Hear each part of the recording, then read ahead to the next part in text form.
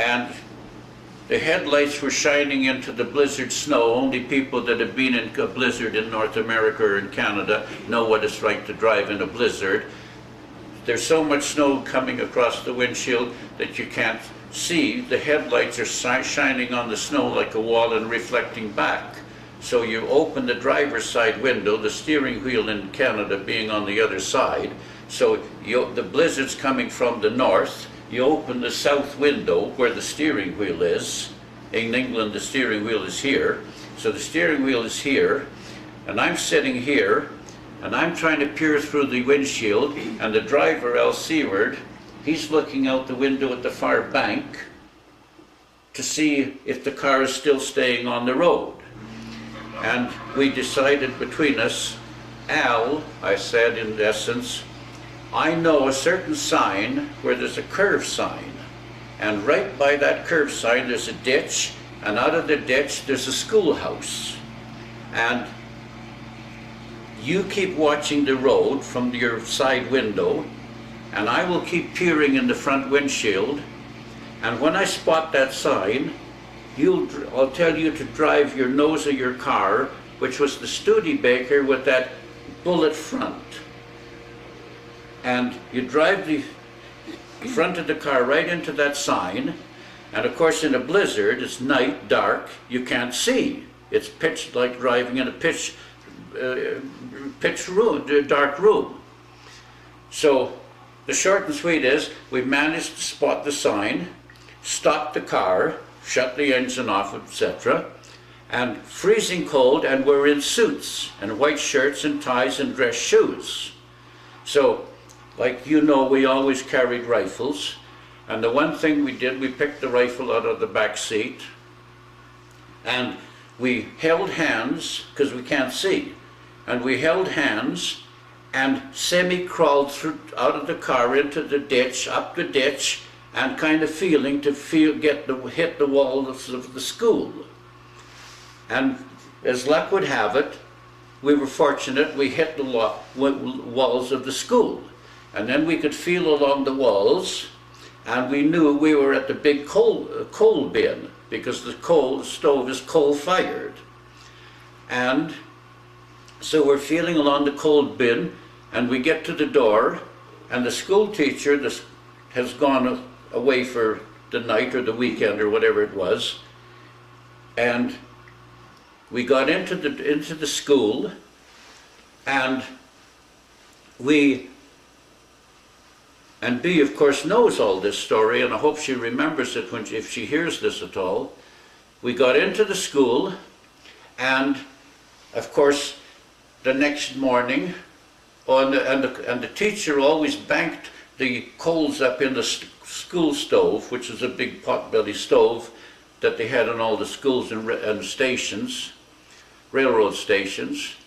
And so we've got the coal bin out there, but there's some buckets of coal inside the school already for next morning, so we got coal, so we're not concerned about cold at all, and the blizzard is blowing outside. So we slept on the school benches, and next morning, of course, we're very hungry. So we went into what is the cloakroom, and there were the lunch scraps left over, and Seward and I, or Al Seward and I, we found some crusts of bread that the kids would eat the sandwich, but they would leave the crusts and throw them aside. So we even ate those crusts. And I don't know if it was that day or the next day or whatever, but in all the schools they had a bucket on the stove, and you'd go out and get bucket full of snow, put it on the stove, and it would evaporate and made some humidity in the schoolroom. So we've got this bucket of hot water, and of course we're smart enough to open the door and get some more snow and keep filling the bucket, so that there's hot water, there's normal, but we wanted the hot water for something else, because we were so hungry. And I remembered a little trick that I learned without another story a long time ago. We took the children's chalk from the blackboards, the white chalk, and we crumpled it into powder, and then we took that hot water and we put the chalk in the hot water and we drank it, and the idea of that is like calamine lotion. It lines your stomach and it killed the hunger pangs.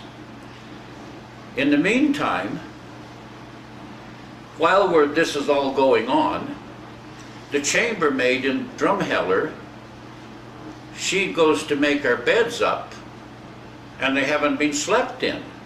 Now that night, 38 people perished outdoors, in cars or running from the barn to the house or so forth, but there were 38 people died that night in the blizzard. And so the chambermaid naturally reported that these beds weren't slept in, Al Seward's and mine. So the RCMP, somehow or other, I don't know how they got involved because I wasn't there and I can't remember the details if I was told. They wound up phoning my wife Bea in Calgary, and we were living then on 20th Avenue in that big suite apartment where the guy upstairs made the rubber ducks. And we stayed in that school, and 2 or 3 or 3 days, I think it was 3 days or 3.5 or something like that later, it got warm, or warm enough that you could go outside. And Al Seward and I went out. Now we're 14 miles away from Drumheller. So there's one little side story to that, but the main thing is we started walking, and a significant thing I can tell you, the telephone and telegraph poles on the side of the road, and the wires go from pole to pole. The drifts of snow as they drift, only people that have lived in blizzard country know what it's like, but the snow drifts in big blizzards, and then it'll go down, and there's the road. It's like walking on a tabletop.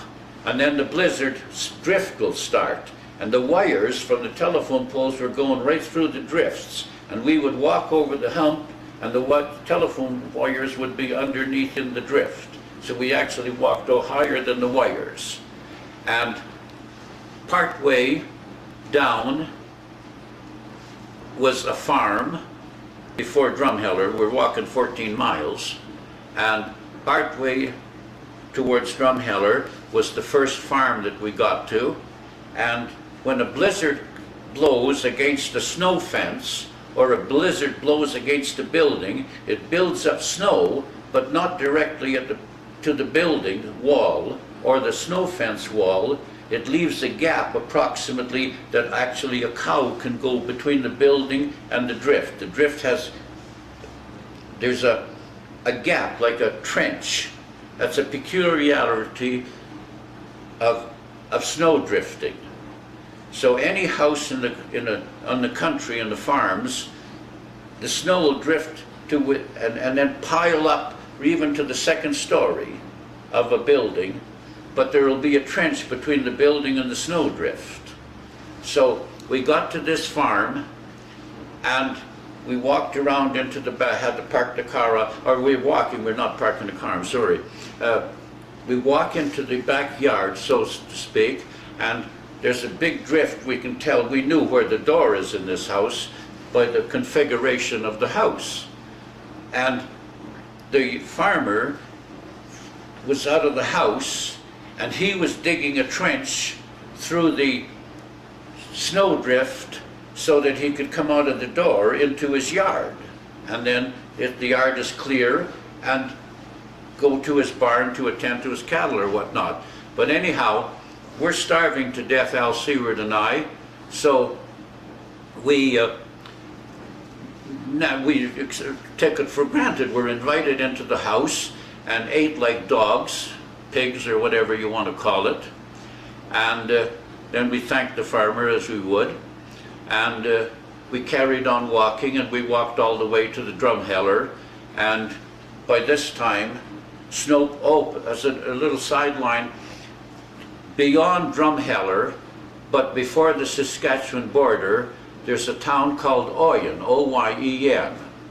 And Oyen, the passenger train, the main line passenger train, got snowed in at Oyen, and aeroplanes were coming with parachutes, and they were dropping. I didn't see this, but this was in the news. And the airplanes had to drop parachutes of food to the people in the train.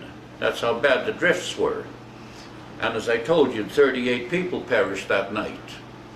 And when we got to Drumheller, we went into the hotel, and those details I can't remember, but I do remember one thing distinctly. I took my car then, Al Seward in his car, whatever, and I in my car, and I got back to Calgary, and me and the kids were very happy to see me, of course, and I was happy to get back. But one thing I particularly remember, that Bee was telling me that the blizzard was very bad, of course, in that apartment building that we lived in Calgary, and I didn't doubt it at all because I could see the drifts. But our back north windows, there were all windows, of course, here are storm windows. They're double windows with about a 4-inch gap between the two windows. And the drift was so severe that it found cracks, and that gap between the two windows was filled with snow. End of story.